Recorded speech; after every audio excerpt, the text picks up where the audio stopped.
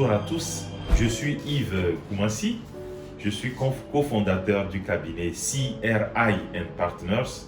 Alors C pour Consulting, R pour Research et I pour Investment. Donc nous faisons dans la comptabilité et la gestion et plus précisément dans l'accompagnement des petites et moyennes entreprises.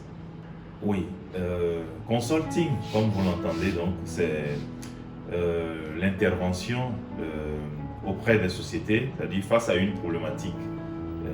Une entreprise nous appelle, on pose un diagnostic et on ressort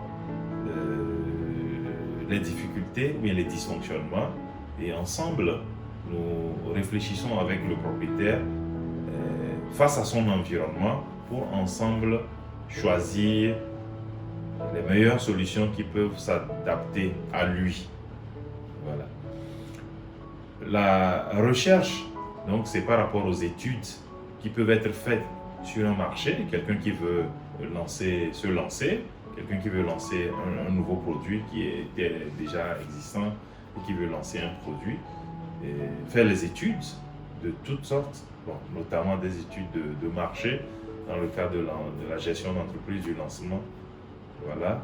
Et maintenant, l'investissement, parce que à moyen et long terme, une entreprise dans son étape de croissance a forcément besoin d'investissement et nous regardons aussi ce côté pour voir comment allier ou bien comment faire appel à d'éventuels partenaires investisseurs, soit avec eux ou bien soit eux seuls à financer aussi les entreprises que nous accompagnons.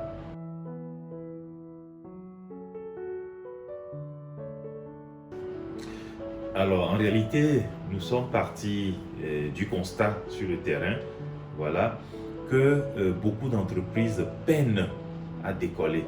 Et dans nos recherches, nous nous sommes aperçus que beaucoup, en réalité, ignorent ou bien ne savent même pas ce qu'est leur marché cible. Et d'ailleurs, c'est ce qui nous a motivés à faire partie de la rédaction, bien de l'écriture de deux ouvrages, voilà, que je vous présente ici, sûrement que vous avez déjà aperçu lors d'autres présentations sur notre chaîne, donc où nous avons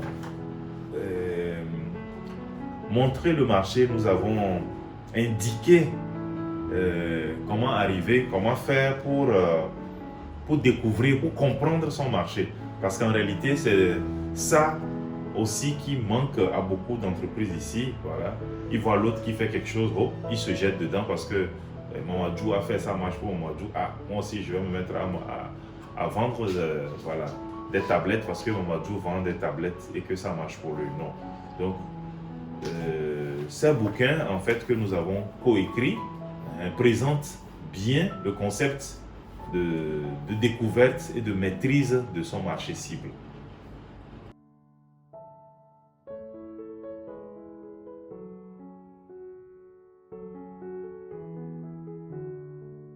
Je vous remercie encore une fois au Banque Academy pour ce gros travail que vous abattez dans l'éveil et la prise de conscience aux jeunes générations. Oui, effectivement, nous sommes dans l'entrepreneuriat depuis quelques années et de nos expériences, nous nous sommes rendus compte en fait qu'il y a une grande différence entre construire une entreprise qui dure et l'entrepreneuriat comme on nous l'a présenté au début. Moi, si je dois retourner en arrière, il y a 15 ans, 20 ans que je dois retourner en arrière, mais tous les concepts ou bien toutes les conceptions que j'avais avant de me lancer m'ont totalement déchanté.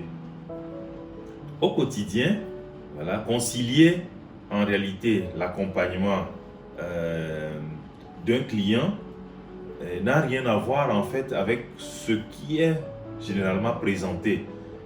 C'est vrai que nos États sont partis d'un constat, c'est que le côté providence n'existe plus. Et donc, il a fallu orienter aussi les jeunes vers d'autres sources ou bien d'autres voies porteuses de richesse. Et donc, je pense quelque part aussi que c'est ça qui a entraîné toute cette vague massive d'entraînement des jeunes vers l'entrepreneuriat, qui au fond n'est pas mauvais. L'entrepreneuriat au fond n'est pas mauvais, mais c'est le message peut-être qu'on devrait adapter compte tenu de la mentalité ou du mental que nous avons, bon, de par notre éducation en famille, ensuite de par l'éducation que nous recevons à l'école conventionnelle, si je peux l'appeler ainsi. Alors, la réalité entrepreneuriale, c'est que tu te retrouves face à des réalités que tu n'avais pas du tout prévues. Ben, déjà, tu lances ton produit sur le marché, ou bien ton service sur le marché. Il n'y a pas de vente, il n'y a pas autant de ventes que tu l'avais budgétisé ou espéré. Comment tu fais face à ton propriétaire qui, en fin de mois, attend de prendre son loyer, les collaborateurs avec qui tu as travaillé, aussi qui doivent rentrer dans leur salaire, à qui tu dois payer des salaires. Voilà, donc ça fait que la réalité souvent est du tout inescomptée, n'est pas du tout ce qui avait été escompté.